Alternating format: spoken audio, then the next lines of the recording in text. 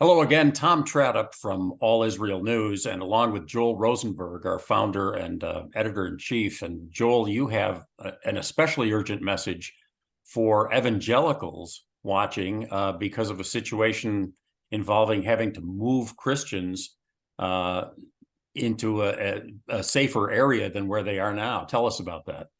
Yeah, Tom, thank you so much. I appreciate it.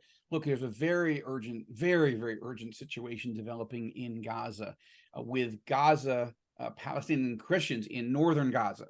Uh, Now, obviously, every person in Gaza has been in danger over the last 5 or 6 weeks as Hamas has set into motion this horrible genocidal attack and Israel's inevitable response. And I think Israel has been responsible in its response for more than a month, urging Palestinians, all Palestinians in the north of Gaza, particularly in and around Gaza City, which is the base camp of the Hamas terror operations, to move south. Palestinians need to move south out of harm's way, out of the combat zone, and Israel has created corridors, safe corridors to get to the south.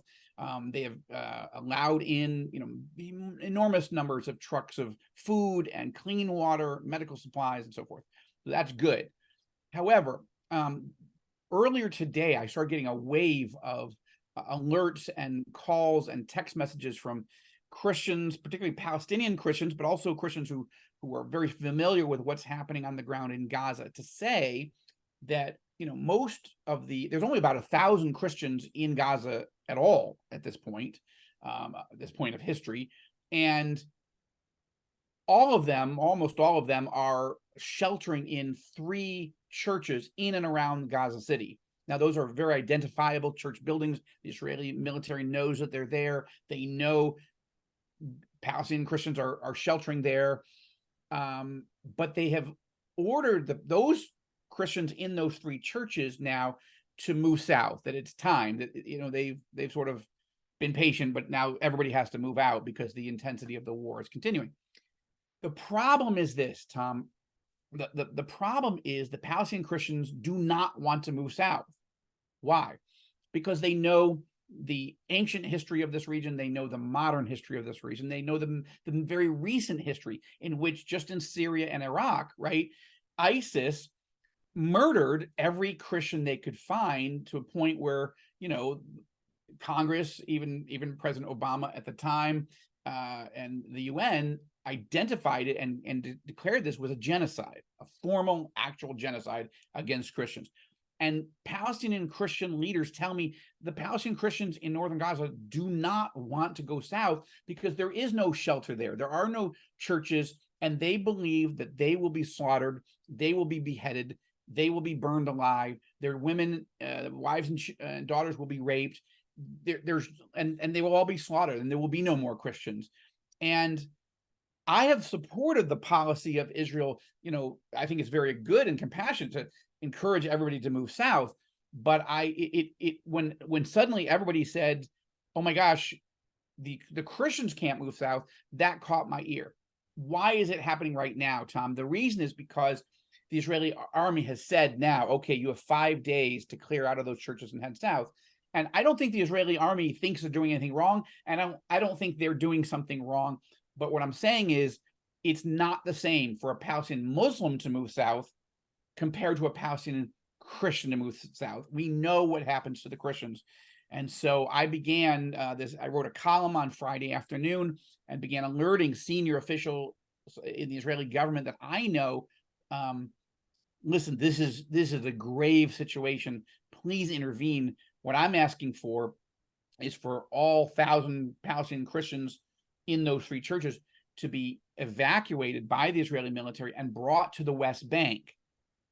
Now, admittedly, most of them want to move someplace else, but right now we just have to get them out of harm's way and not to the south, where I think they will, in fact, face genocide. Well, and to your point, Joel, I had an opportunity following the massive March for Israel in Washington this week to interview several of the emergency ambulance drivers from Israel who were at the march, and one of them was telling me a specific story about coming upon a Palestinian Christian who was working close to the border, and Hamas people arrived there and said, we're going to shoot you, or they threatened him and made an obvious move to take his life. And he said, please don't hurt me. He had a 5-year-old boy with him. Don't hurt me. I'm not, I'm a Palestinian. And they said, but you're colluding with the Israelis, and shot him dead right in front of his own son. So the danger, as you point out, is very, very real. Yeah. Well, I didn't even know that you had that story, but this is consistent with every way that Christians have been treated by ISIS or ISIS-like organizations. And Hamas has shown that that is exactly who they are. And so this will probably be, uploaded on Saturday or Sunday. You and I are speaking on Friday evening, because again, I just think this is a disconnect between the Israeli civilian and military leadership, who has been doing the right thing and believes it's doing the right thing by helping the Christians get to a safe place. But I think the Palestinian Christian leaders that I'm talking to are saying, I appreciate that, but that is not going to be the case. And I think this is not an issue of Israel trying to do something wrong, but it has to be informed and alerted, educated to the risk. And, God forbid, and I say this both as a Christian and an Israeli citizen, I think Israel doesn't want to inadvertently create a genocidal situation, right?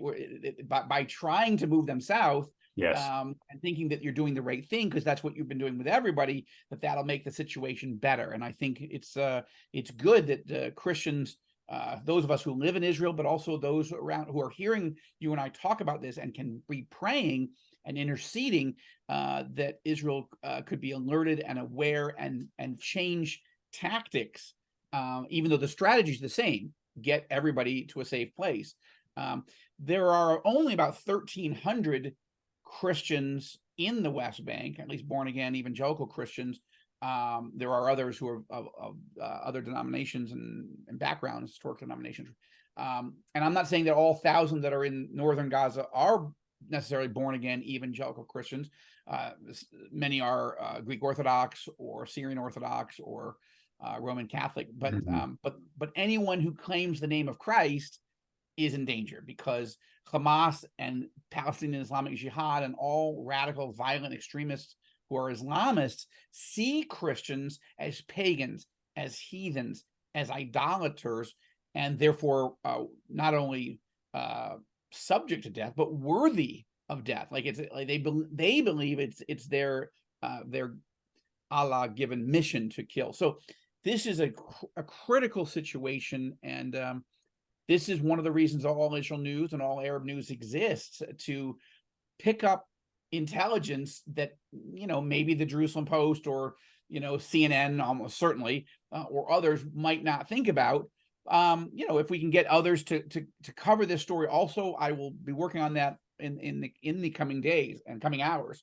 But I'm grateful that we could be bringing this story to everybody and do what we can to get the word out for prayer. Jesus has his eye on his flock, and we need to defend our brothers and sisters. Absolutely. And the Christians all over the world are praying not only for Israel, but now with this scary information that you're getting out, evangelicals particularly will be praying ceaselessly on behalf of the people that we're hoping will be evacuated properly and get to the West Bank. You, along that line, had an opportunity this week, Joel, to meet with one of the most prominent evangelicals in the world, Franklin Graham of Samaritans Purse. Tell us a little bit about that conversation. Yeah, well, so for the last 5 weeks or more, I've been encouraging Christian leaders, particularly evangelical leaders, to come and on a solidarity trip. Franklin Graham is one of the ones I had written to and to encourage. And but obviously, Christian leaders, it's hard to turn on a dime, right? We're coming up on Thanksgiving, coming up on Christmas, and it's not that so the 100% response I've gotten back from people, from Christian leaders all over the United States, is I want to come, I want to show solidarity, I want to see what's happening, but I actually have commitments. I don't know how to alter, right? We are people who say our yes is yes and our no is no. And if you get, but to my great encouragement, I was not the only one. The others were encouraging Franklin to come, and he did. And so he arrived here on Monday and stayed through Thursday, and I really appreciate it. I don't know Franklin personally. I knew his father, and actually saw him in the final months of Reverend Billy Graham's life, because I'm very close to Ann Graham Lotz, and we've done a lot of work together in ministry over the years. And Ann took me up to her father's home there in the beautiful woods of North Carolina, and he was infirm and he was on oxygen, but we had time to sit together and talk and share the scriptures and pray together, and it just was very moving to me. Wonderful. But for whatever reason, I had never met Franklin, but I'm very grateful, and I'm also grateful to Franklin, not just for coming, but because it wasn't exactly easy. Samaritans Purse does emergency relief all over the planet, but where it's known in the Middle East is for doing work in Iraq, in Afghanistan, in other Arab Muslim countries. And that's not easy to do. To be an evangelical Christian, especially an evangelist like Franklin, that's incredibly sensitive. And so he has not personally been here for many years. Although, as one of the things, Franklin and I got time to sit together and talk and get to know each other and pray together and talk about the situation, what I'm seeing, what he's seeing.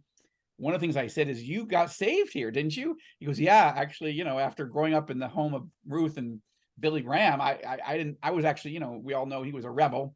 He wrote a famous book called Rebel with a Cause. Yes. And he didn't come to faith until, he was in his 20s, later 20s, I think.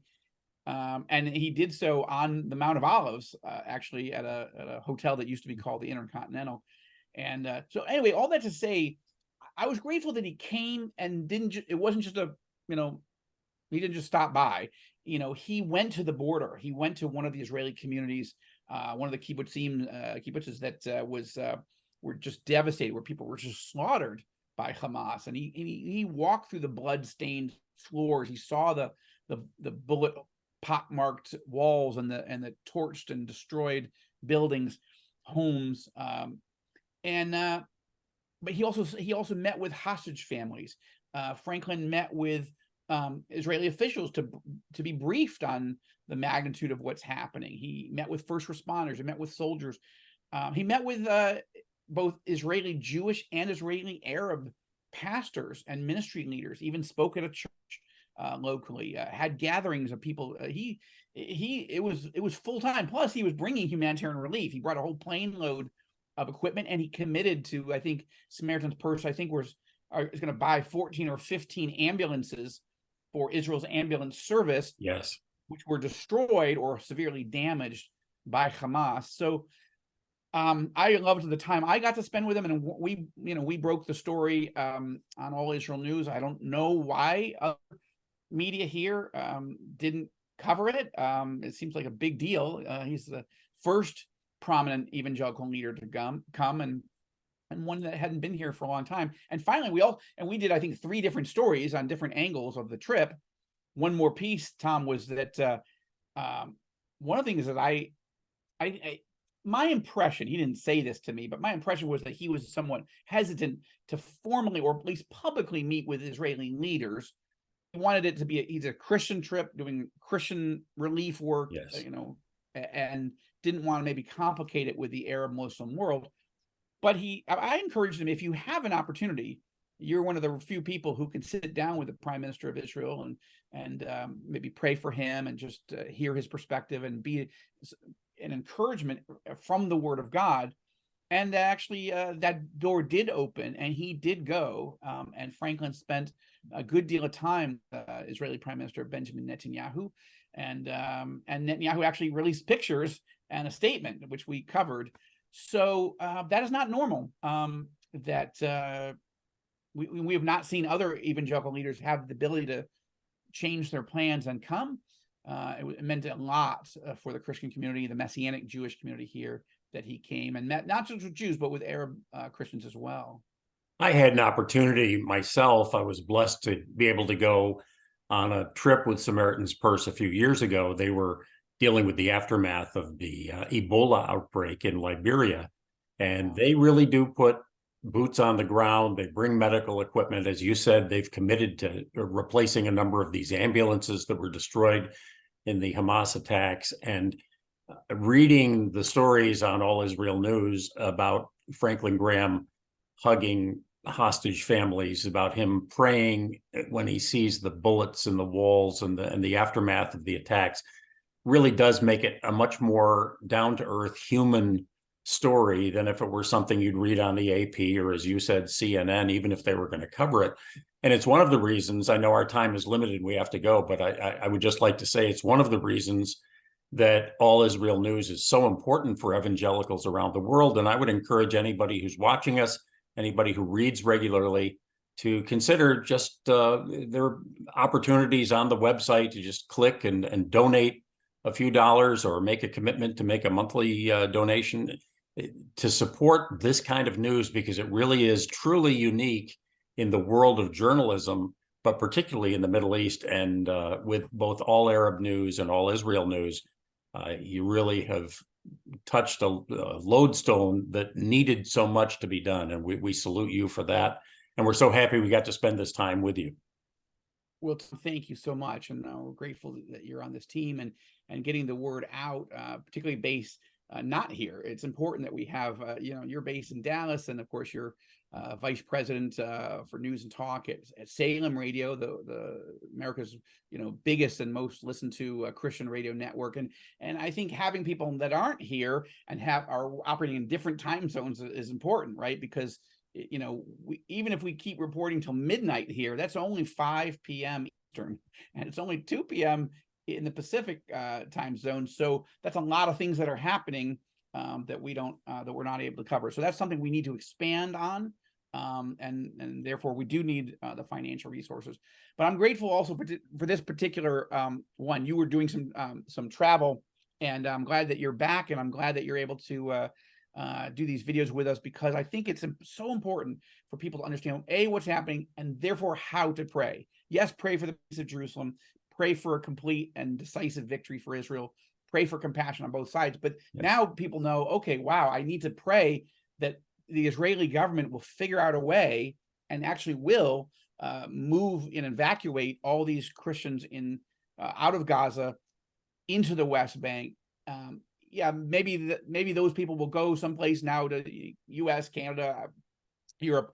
That's a different issue. The question right now is, let's get them out of harm's way. And harm's way doesn't mean just the Israeli offensive. It means the Hamas genocide trap that they're in. So I'm glad that we could do this video and get that word out. And I encourage people to pray without ceasing. There should be no ceasefire in our battle of prayer. Absolutely. Thank you, Joel Rosenberg, and thank you for watching. And we encourage you to just stay plugged into All Israel News for the latest breaking stories. All right, let me just stop that. I think that went very well. Yeah.